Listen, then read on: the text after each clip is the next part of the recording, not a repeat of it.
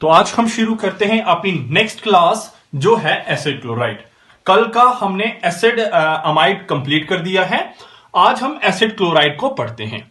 देखिए कल भी मैंने आपको कहा कि जब भी कार्बोक्सिलिक एसिड RCOOH जिसका जनरल फॉर्मूला होता है उसमें से एक OH को माइनस करेंगे और एक Cl ग्रुप साथ में लगा देंगे, क्लोरीन ग्रुप लगा देंगे, तो जो चीज बनेगी दैट इज RCOCl होगा। यह था हमारा कार्बोक्सिलिक एसिड और कार्बोक्सिलिक एसिड में से एक OH ग्रुप को निकाल के एक Cl ग्रुप जब भी इंट्रोड्यूस किया जाए तो जो चीज बनती है उसे एसिड क्लोराइड का नाम देते हैं। तो this is our acid chloride. तो एसिड क्लोराइड में हमने कहा था फंक्शनल ग्रुप क्या होता है, मैंने कहा था होता है COCl। ये होता है हमारा एसिड क्लोराइड का फंक्शनल ग्रुप। और फिर उसके बाद मैंने कहा था कि सेकेंडरी सुफिक्स क्या होता है। तो सेकेंडरी सुफिक्स अगर वहां आपने पढ़ा हो इसके पीछे वाले लेक्चर में, मैंने कहा था ऑयल क्लोराइड होता है सेकेंडरी सुफिक्स। और IUPAC नेम, तो IUPAC नेम हमने डिस्कस किया था। IUPAC नेम हम लिखते हैं ऐसे ALKANE अल्केन और आगे हम लगा दें OYL ऑयल क्लोराइड। तो ये O वॉवल है, ये E वॉवल है, दैट्स वाई E कैंसिल हो जाएगा। तो IUPAC नेम होगा हमारा ALKAN आगे OYL ऑयल, एल्केनॉयल क्लोराइड है हमारा जनरल IUPAC नेम हमारे एसिड क्लोराइड का। चलिए अब हम जरा देखते हैं कि कुछ एग्जाम्पल लेके, जिन एग्जाम्पल से हम डिस्कस करेंगे अपने एसिड क्लोराइड का कंप्लीट कंसेप्ट। तो फॉर एग्जाम्पल मैं आपके सामने डिस्कस करता हूं HCOCl, ठीक है, R की जगह मैंने H ले लिया। तो याद रखिए एसिड क्लोराइड का जो कार्बन है दैट इज फंक्शनल ग्रुप वाला कार्बन, उसे भी नंबरिंग में काउंट करेंगे और उसे पहला नंबर दिया जाएगा। एक कार्बन के लिए अल्क क्या होता है, एक कार्बन के लिए अल्क होता है मिथ, METH मिथ। आगे है AN, तो आगे लिखिए AN और आगे लगाइए OYL और आगे आपको लिख देना है क्लोराइड। तो this is the general IUPAC name for HCOCl that is methanoyl chloride. अब जरा सेकंड कैटेगरी देखते हैं। जो सेकंड एग्जांपल है हमारी वो क्या है वो जरा देखिए। फॉर एग्जांपल CH3COCl, कितने कार्बन हैं देखिए जरा, दो कार्बन हैं, एक कार्बन ये, दूसरा कार्बन ये। दो कार्बन के लिए क्या लिखते हैं, इथ, तो लिखेंगे इथ, आगे AN आगे NOYL, इथेनॉइल क्लोराइड हुई इस एग्जाम्पल का IUPAC नेम। तो ये हुआ इथेनॉइल क्लोराइड। सिमिलरली एक दो एग्जाम्पल और देख लीजिए। फॉर एग्जाम्पल आप देखिए, ये है एक एग्जाम्पल CH3 CH2, यहां CH, यहां ले आइए CO, यहां ले आइए Cl और यहां ले आइए CH3। तो फंक्शनल ग्रुप वाला कार्बन कौन सा हुआ, ये वाला हुआ। This is our second carbon. अब थर्ड ये है या ये है, इधर जाएंगे तो तीन कार्बन पे चेन खत्म हो जाएगी, इधर आएंगे तो तीन और चार, तो इस तरफ बढ़ेंगे, ये हुआ हमारा चेन और ये हुआ हमारा सब्स्टिट्यूएंट। तो 2 नंबर पे हमारा सब्स्टिट्यूएंट लगा हुआ है, उसका नाम है मिथाइल, तो 2 पे है मिथाइल। 4 कार्बन के लिए लिखते हैं ब्यूट, तो लिखा ब्यूट। हर कार्बन में सिंगल बॉन्ड तो ANN। 1 पे है ऑयल, तो लिखिए 1 OYL oil, 1 oil chloride, 1 oil chloride. तो ये हुआ नाम हमारे इसका, टो मिथाइल ब्यूटेनाइल क्लोराइड, इस एसिड क्लोराइड का ये नाम था। तो इस तरीके से हम एसिड क्लोराइड के नाम दे सकते हैं। तो ये हमारा था एसिड क्लोराइड कंप्लीट। हमारी नेक्स्ट कैटेगरी है एस्टर्स। तो आइए एस्टर्स को देखते हैं। एस्टर्स का मैंने कहा था उसका फॉर्मूला होता है RCO और यहां O और ये R। अब ये R सेम भी हो सकता है या अलग भी हो सकता है, तो वो हम देखेंगे। हमने कहा था एस्टर कैसे बनता है जी, एस्टर बनता है जब आपके कार्बोक्सिलिक एसिड में से एक OH को निकालिए और इंट्रोड्यूस कीजिए एक OR ग्रुप, तो बनेगा आपका RCOOR। This is known as esters. ठीक है, इसे हम एस्टर्स कहते हैं। अब एस्टर्स के लिए मैंने आपको कहा था फंक्शनल ग्रुप क्या है, तो एस्टर का फंक्शनल ग्रुप है COOR। This is a functional group of esters.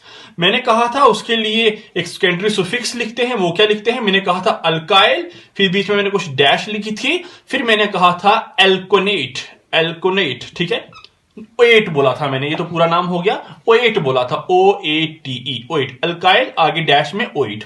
और फिर IUPAC नेम क्या बोला था मैंने कहा था अल्काइल, ALKNE, अल्केन, और आगे आपको जोड़ देना है ओएट। तो ये वॉवल है, ये ई भी वॉवल है, एक ई को कैंसिल कीजिए तो नाम बनेगा ALKYL, अल्काइल, ALKAN, OATE, ओएट। तो ये है जनरल IUPAC नेम।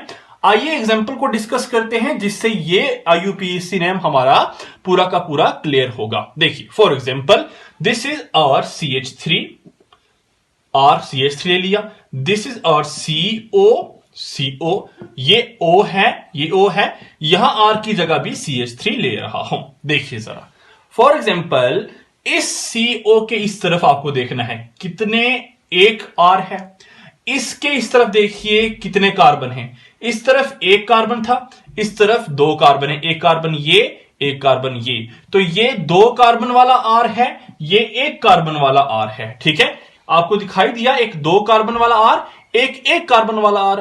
तो दो R ग्रुप आपको हैं, जो दो R ग्रुप हैं उसमें से जो छोटा वाला R ग्रुप होगा, याद रखिए, जो छोटा वाला R ग्रुप होगा उसको हम ट्रीट करेंगे एज अ सब्स्टिट्यूएंट ग्रुप।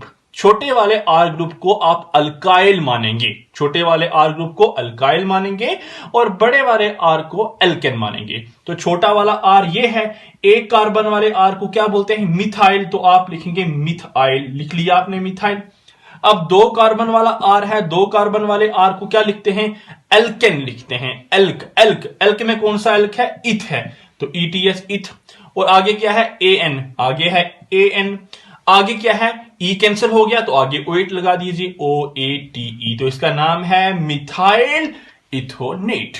छोटे वाले को हम अल्काइल बोलते हैं, बड़े वाले को हम एल्केन बोलते हैं। बस ये बात थी यहां पे, और कुछ बड़ी बात नहीं थी। फॉर एग्जाम्पल एक और एग्जाम्पल डिस्कस करते हैं। देखिए ये है CH3, CO, यहां O, यहां CH2, यहां CH3 लगाइए, ठीक है।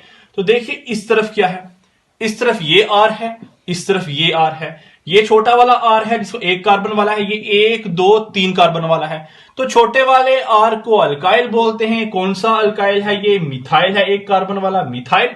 1 2 3 3 कार्बन वाले को एल्क बोलते हैं, और कौन सा एल्क है, प्रोप, आगे लगाइए AN, प्रोपेन, ठीक है, एल्केन प्रोपेन हो गया, आगे OAT लगा दीजिए, तो नाम होगा मिथाइल प्रोपेनेट इसका नाम। तो ये हुआ मिथाइल प्रोपेनेट, और वो इस तरीके से हमने अलग अलग नाम दिए थे। तो इस तरीके से हम आराम से एस्टर्स को भी नाम दे सकते हैं। तो फाइनल क्लास जो हमारी है दैट इज एसिड एनहाइड्राइड।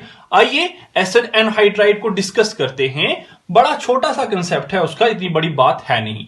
तो एसिड एनहाइड्राइड क्या है, जरा वो देखने की आप कोशिश करेंगे। एसिड एनहाइड्राइड, याद रखिए एसिड एनहाइड्राइड बनता कैसे है, जब आप एक कार्बोक्सिलिक एसिड RCO, ये O, ये H, ये कार्बोक्सिलिक एसिड ही तो है। अब एक और कार्बोक्सिलिक एसिड लीजिए RCO, यहां O, यहां H, this is 2 carboxylic acid, ठीक है।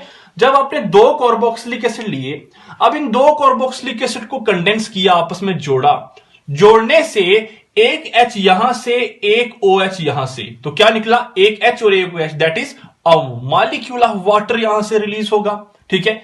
2 कार्बोक्सिलिक एसिड को जोड़ा, एक वाटर का मॉलिक्यूल रिलीज हुआ, बचा क्या, जरा देखिए R, यहां R, ये क्या है CO, यहां CO, ये क्या है O, यहां है O, ये क्या है CO, यहां भी CO, और यहां क्या है R।